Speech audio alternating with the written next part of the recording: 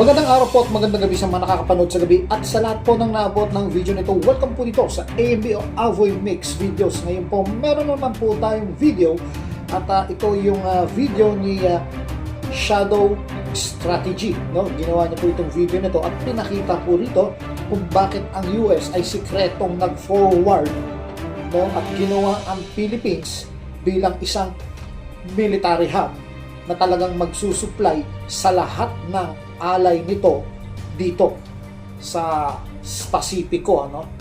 Ibig sabihin, itong Pilipinas magiging main, main na military. So malakas po 'yan, hindi basta-basta matitinag pag sinabing main dito sa Indo-Pacific region. So para makita po natin, ito po, i-play na po natin ang video ni Shadow o Strategy. The movement is quiet. The signals are subtle, but the shift is unmistakable. Welcome back to Shadows of Strategy. Across the Philippine archipelago, something fundamental is changing. Not through declarations or troop surges, but through infrastructure, access, and positioning that alters the balance of power in the Indo-Pacific. The United States is not preparing for war. It is preparing for presence.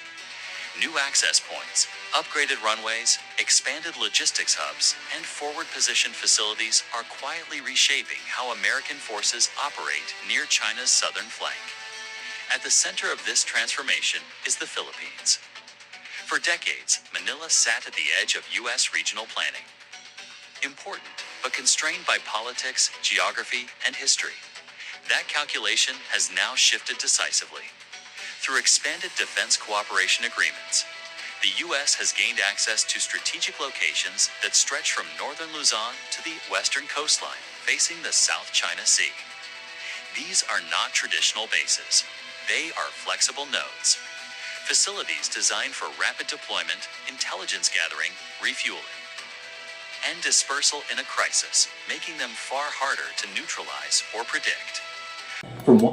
So tama po yung sinasabi po dito, no? Kamakailan lang, nung isang araw lang nagpalabas na po si Hegseth.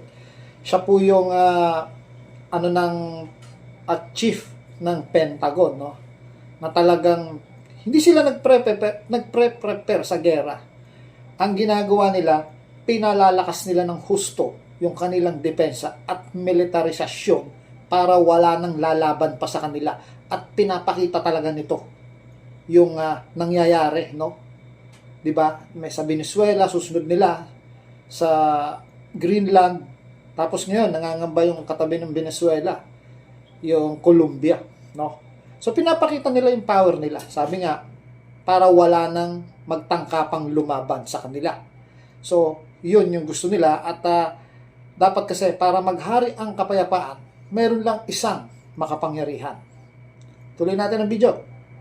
From Washington's perspective, this is about deterrence through uncertainty. China can no longer assume fixed targets or predictable response timelines. Every new access point complicates Beijing's operational planning. The geography matters deeply. Northern Philippine locations bring U.S. forces closer to Taiwan contingencies. Western sites enhance maritime domain awareness in the West Philippine Sea. Southern access strengthens regional connectivity across Southeast Asia. Together, they form a lattice rather than a line. For China, this changes the equation. The South China Sea has long been a space where Beijing enjoyed proximity advantages.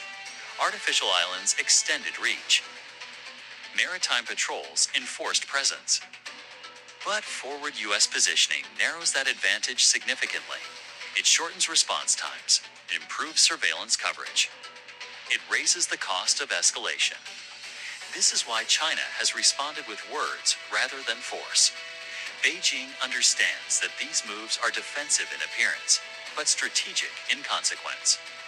They are designed to lock in American involvement without triggering immediate confrontation. For the Philippines, the calculus is equally complex. Hosting expanded U.S. access strengthens deterrence and alliance credibility. But it also places the country firmly on the front line of great power competition. Manila is no longer just a claimant state. It is becoming a strategic hub. This shift reflects hard lessons learned over the past decade. Diplomacy alone did not halt maritime pressure. Legal victories did not change behavior at sea. So, kung nakikita mo, no, talagang tama yung sinasabi niya, no?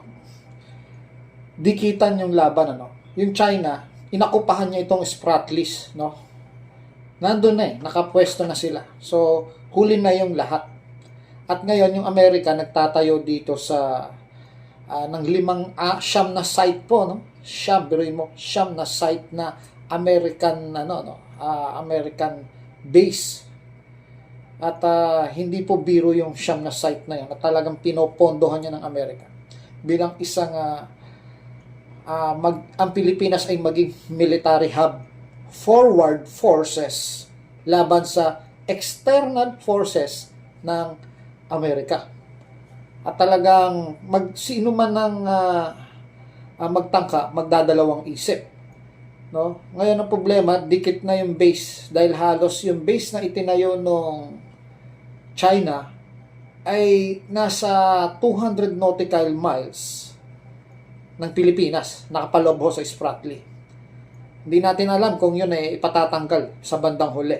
At hindi rin natin alam ang takbo ng isip ng mga Amerikano after makumpleto yung instalasyon na yan, kung magkakaroon ng takeover sa mga isla dyan sa Spratlys. Not change behavior at sea. What changed the conversation was alignment backed by capability. The U.S. is not building dominance. It is building options. Options to reinforce allies quickly. Options to operate despite disruption. Options that deny any single power uncontested control. This approach mirrors broader Indo-Pacific strategy. Rather than concentrating forces, Washington is dispersing them. Rather than permanent footprints, it prefers scalable access. Rather than escalation, it prioritizes deterrence through resilience. China sees this clearly. That is why pressure continues at sea, but restraint remains intact. The presence of U.S. infrastructure in the Philippines does not stop gray zone tactics, but it limits how far they can go. Every patrol, every maneuver now carries additional risk. The Philippines has become more than a partner. It has become a pivot point. And pivots reshape strategy not by what they announce, but by what they quietly enable. In the Indo-Pacific, power is no longer measured only by fleets and firepower. It is measured by access, logistics, and the ability to arrive first and stay longest. That is what is changing right now. And that is why the Philippines matters more than ever. If you found this analysis valuable, make sure to like the video. Subscribe to Shadows of Strategy. Stay ahead as global power shifts quietly across the region. So hanggang dito na lang po, ano? At napakaganda po yung video ni Shadows of Strategy, no? Totoo po yung sinasabi niya. Hindi nag-escalate si Amerika ng gera. Deterrence po, no? Kinukontra niya na yung mga, alam niya kasi may mga military na nag-grow, no? At sinusuwag na siya. So, yun ang inaabatan niya at pinapakita niya sa buong mundo ngayon na sila pa rin ang makapangyarihan at tumigil na kayo. Huwag na kayong magbadya pa na kalabanin kami kasi ganito ang mangyayari sa inyo. Yun po ang gustong mangyari ng US. Pero tayo po mga Pilipino, kawawa tayo sa bandang huli dahil kung pumalag ang isa dyan sa mga bansang yan, tulad na lang ng China o Russia, ang Pilipinas po ay magiging tinatawag na battleground, no? Bugbog na naman ang Pilipinas. Pero wala naman tayong magagawa. Mas maigi na yung kakampi mo malakas at nandyan. Kasi nung panahon na wala yung Amerikano dito, nung umalis sila, ano nangyari? Dahan-dahan din tayong sinakop. No? Dahan-dahan nating napabayaan yung ating mga isla at napunta sa kalaban. Bandang huli, kakawawain din po tayo. Diba? Yun nga po yung sinasabi ko dito. Nung tayo yung mga mahina pa, wala pang mga ganyan. No? Nung mahina pa ang Pilipinas, kinawawa rin naman tayo. Naging battleground din po ito. Diba? Di mas maganda ng may laban tayo. Kahit maging battleground to, may laban tayo. Nandyan kaagad yung sustain ng forces ng Amerika. So, sabihin man nila na delikado po na nandito ang US, mas delikado ang Pilipinas na nandito sila. Noon nga, wala sila delikado rin tayo, di ba? Nagdelikado, ilang beses tayo, World War II, grabe tayong tinamaan. Wala naman yung US dito, di ba? Wala namang mga, tawag dito, wala naman yung mga malalakas dito, wala tayong pandepensa, no? Mas maigi ngayon, may pangdepensa tayo, no? Mabugbog man tayo, or baka may chance pa na hindi tayo mabugbog, o tayo pa ang umabante, at yung battleground, maitulak pa natin sa labas ng ating bansa. No? May chance ang ganon, kaysa wala. No? Buti sana kung noon pa, nagpursige tayo para magkaroon tayo ng sarili nating isa tayong nuclear weapon country. So, hindi yun natuloy Panahon niya tayo ni Corazon Aquino na puro hanggang salita na lang yung nangyari. Panahon yun, dapat meron tayo sana niyan. Kasabay sana natin ng India, no, sa pagde-develop ng nuclear weapon, no? Pero rejected, no, wala tayong napala. Ultimo yung mga equipment, military equipment natin talagang naging outdated sa mga nagdaang panahon, no. Yumaman lang dito ang mga mayayaman, sila lang nakinabang. Pero yung depensa natin, mga kasundalo natin, nanatiling mahina.